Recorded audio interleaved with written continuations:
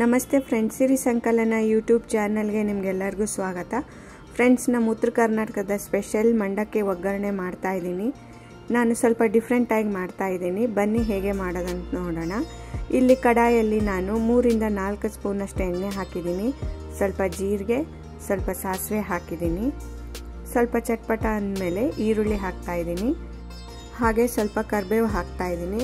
ಕರಿಬೇವು ಹಾಕಿದ ಮೇಲೆ ಈರುಳ್ಳಿ ಕರಿಬೇವನ್ನ ಒಂದು ಸ್ವಲ್ಪ ಹೊತ್ತು ಅದನ್ನು ಚೆನ್ನಾಗಿ ಬೇಯಿಸಿದಾದ್ಮೇಲೆ ಈಗ ನಾನು 1 ಟೊಮೊಟೊ ಹಾಕ್ತಾ ಇದ್ದೀನಿ. ಅಂದರೆ ಇಲ್ಲಿ ಒಗ್ಗರಣೆಗೆ ನಾನು 2 ಈರುಳ್ಳಿ ತಗೊಂಡಿದ್ದೀನಿ. 2 ಈರುಳ್ಳಿಗೆ 1 ಟೊಮೊಟೊ, ಅಂದರೆ ಮೀಡಿಯಂ ಗಾತ್ರದಷ್ಟು ಈರುಳ್ಳಿ ನಾನು ತಗೊಂಡಿರೋದು.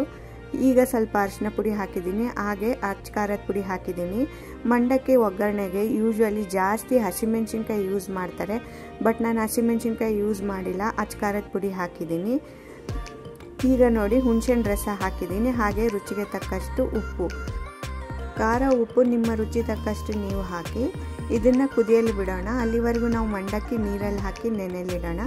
ನೋಡಿ, ನಾನು ಮಂಡಕ್ಕಿನ ಕ್ಲೀನ್ ಮಾಡಿಬಿಟ್ಟು ಈಗ ಒಂದು ಪಾತ್ರೆಯಲ್ಲಿ ಹಾಕಿ ನೀರು ಹಾಕಿ ಅದು ಸ್ವಲ್ಪ ಮೆತ್ತಗಾಗಬೇಕು, ಅಲ್ಲಿವರೆಗೂ ನೆನೆಯಲು ಬಿಡೋಣ.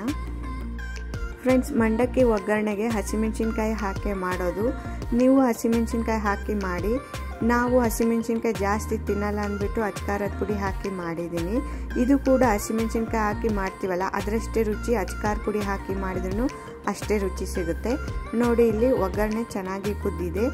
ಈಗ ನೋಡಿ, ನಾನು ಫೈನಲ್ ಇದರಲ್ಲಿ ಏನು ಹಾಕ್ತಾ ಇದ್ದೀನಿ ಅಂದರೆ, ಕಾಸಿ ಆರಿರುವ ಹಾಲನ್ನು ಸ್ಟವ್ ಆಫ್ ಮಾಡಿ ಈ ಒಗ್ಗರಣೆಯಲ್ಲಿ ಹಾಕ್ತಾ ಇದ್ದೀನಿ. ಫ್ರೆಂಡ್ಸ್, ಈ ಒಗ್ಗರಣೆಗೆ ಹಾಲು ಹಾಕಿ ಟ್ರೈ ಮಾಡಿ ನೋಡಿ, ತುಂಬ ರುಚಿ ಇರುತ್ತೆ. ಅಂದರೆ ಸ್ವಲ್ಪ ಡಿಫ್ರೆಂಟ್ ಟೇಸ್ಟ್ ಕೊಡುತ್ತೆ. ನಾವು ವಿತೌಟ್ ಹಾಲಿಲ್ಲದೆ ಒಗ್ಗರಣೆ ಮಾಡ್ತೀವಲ್ಲ, ಆ ರುಚಿಗಿಂತ ಈ ಹಾಲು ಹಾಕಿ ಮಾಡಿದರೆ ಇದು ರುಚಿ ಸ್ವಲ್ಪ ಡಿಫ್ರೆಂಟ್ ಆಗಿರುತ್ತೆ. ಒಮ್ಮೆ ಟ್ರೈ ಮಾಡಿ ನೋಡಿ. ನೋಡಿ, ಈಗ ಮಂಡಕ್ಕಿ ಚೆನ್ನಾಗಿ ನೆಂದಿದೆ. ನಾನು ಒಂದು ಪಾತ್ರೆಯಲ್ಲಿ ಹಾಕ್ತಾ ಇದ್ದೀನಿ. ಇವಾಗ ನಾನು ಇದಕ್ಕೆ ಪುಟಾಣಿ ಹಿಟ್ಟು ಹಾಕ್ತಾ ಇದ್ದೀನಿ. 1 ಅಥವಾ 2 ಸ್ಪೂನಷ್ಟು ಪುಟಾಣಿ ಹಿಟ್ಟು ಹಾಕಿದ್ದೀನಿ. ಪುಟಾಣಿ ಹಿಟ್ಟು ಹಾಕಿದ ಮೇಲೆ ಒಂದು ಸಾರಿ ಇದನ್ನೆಲ್ಲ ಚೆನ್ನಾಗಿ ಮಿಕ್ಸ್ ಮಾಡ್ಕೊಳ್ಳಿ. ನೆನೆಸಿರುವ ಮಂಡಕ್ಕಿ ಮತ್ತು ಪುಟಾಣಿ ಹಿಟ್ಟು ಎರಡನ್ನೂ ಚೆನ್ನಾಗಿ ಮಿಕ್ಸ್ ಮಾಡ್ಕೊಳ್ಳಿ. ಮಿಕ್ಸ್ ಮಾಡ್ಕೊಂಡಾದ್ಮೇಲೆ ಈಗ ನೋಡಿ, ನಾನು ಈ ಒಗ್ಗರಣೆ ಅಂದರೆ ಹುಳಿ ಮಾಡಿ ರೆಡಿ ಮಾಡಿ ಇಟ್ಕೊಂಡಿದ್ವಲ್ಲ, ಅದರಲ್ಲಿ ಹಾಕ್ತಾ ಇದ್ದೀನಿ. ಫ್ರೆಂಡ್ಸ್, ನಮ್ಮ ಉತ್ತರ ಕರ್ನಾಟಕದಲ್ಲಿ ಈ ಮಂಡಕ್ಕಿ ಒಗ್ಗರಣೆ ಜಾಸ್ತಿ ಮಾಡ್ತೀವಿ ನಾವು. ಮನೆಯಲ್ಲಿ ಚಿಕ್ಕ ಪುಟ್ಟ ಫಂಕ್ಷನ್ಸ್ ಇದ್ದರೆ ಅಥವಾ ಯಾರಾದರೂ ಗೆಸ್ಟ್ ಬಂದರೆ ಮಂಡಕ್ಕಿ ಒಗ್ಗರಣೆ ಮಾಡಿ ಕೊಡ್ತೀವಿ. ಹಾಗೆ ಇದ್ರ ಜೊತೆಗೆ ಮೆಣಸಿನ್ಕಾಯಿ ಬಜ್ಜಿನೂ ಮಾಡ್ತೀವಿ.